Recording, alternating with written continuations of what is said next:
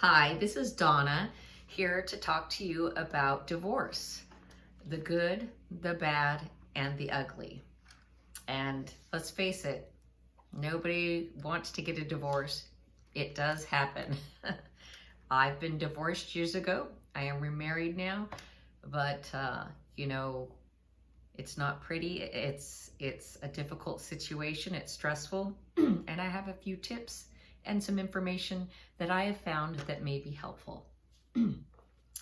So the one thing is hire a lawyer or divorce financial analyst.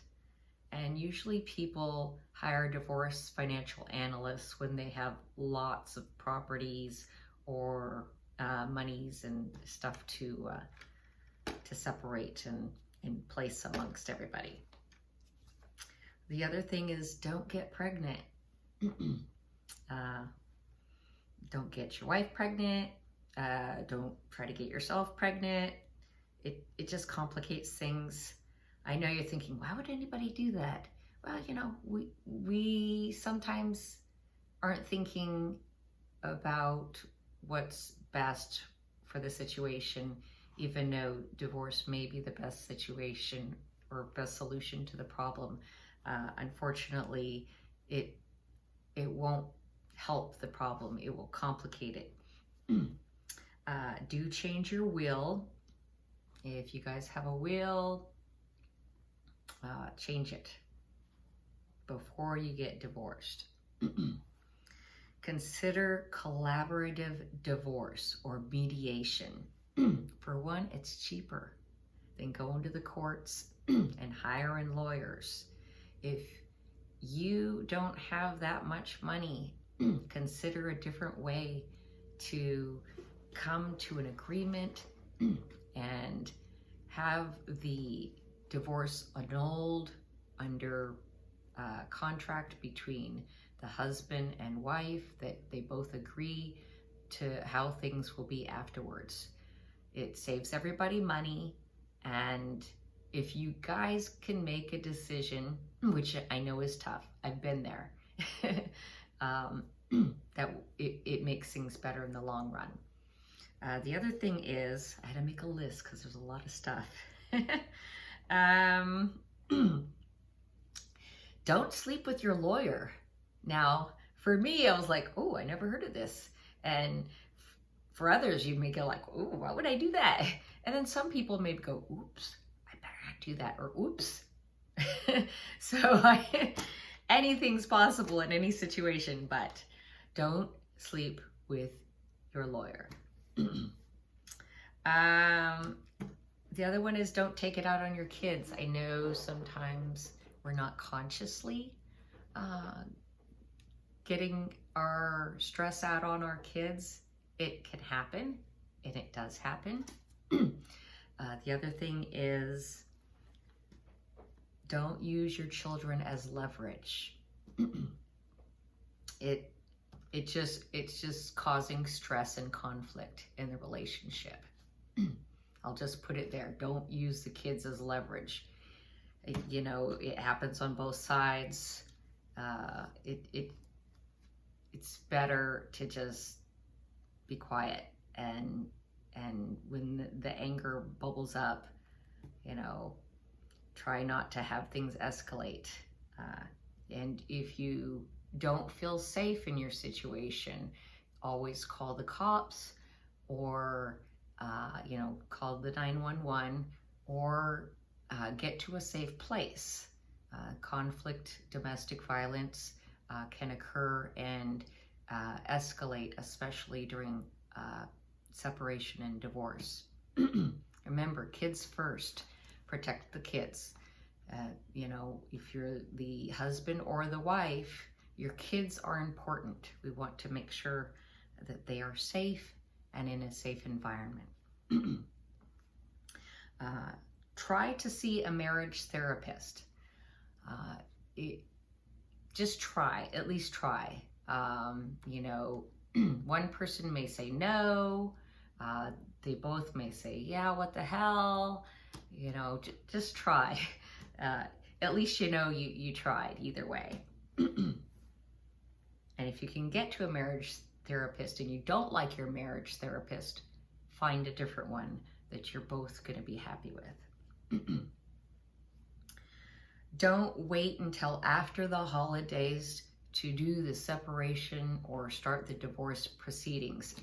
Here's another thing. It just escalates the stress of the environment and can lead to conflict and, bad, ugly things. And, the ugly stuff happens. We don't want it to. We want to solve problems before things escalate. Remember taxes. Think about the taxes, especially if you have a property or a home that you're going to think, what am I going to do? So if you own a house together, and in Texas and in California, and I'm sure other states, it's still, if you're married, it's community property. So, definitely still want to talk to a lawyer about those details to figure out how that's going to work. So if you sell the house before you get divorced, you can get the marriage tax deduction. I think it's like $250,000 for each. The husband and wife could be up to $500,000. So that's something to think of. Sell the house before you get divorced. You could be in divorce proceedings, but you want it to happen before you get legally divorced. The other thing is figure out how the money's going to be, how your equity is going to be split before you put the house on the market. So before you put the house on the market, figure out how that money's going to be split. Come to an agreement. If you can't come to an agreement, a lawyer and or a judge will make that decision for you. And then you want to get a realtor, and a realtor who's going to be unbiased to the situation. So if the wife has the good realtor that she likes, and the husband has a good realtor he likes, and they don't like each other getting their own realtor because one or the other is going to be biased, get a realtor that is going to be non-biased and not good friends with either of you, or even both. Somebody that's just out of the picture. And let's see, what do we have on our list? Oh yeah, sell the home before you get divorced, for tax reasons. Oh yeah, and at least one party should live in the property while the house is for sale. And why we want to do that is simply because of cost. Why pay 3 mortgages or 3 places to live? And you may not be able to afford to even be on your own, either of you, or him or her, or him or her. It costs money to live in a lot of places, and you may need to stay in the same place together, or one may need to leave, but at least one should stay at the house so that the house is being maintained, and that if something goes wrong, it could be easily fixed. Little things in the house could be prepared for showings, and know the electric's on and everything's moving and working well.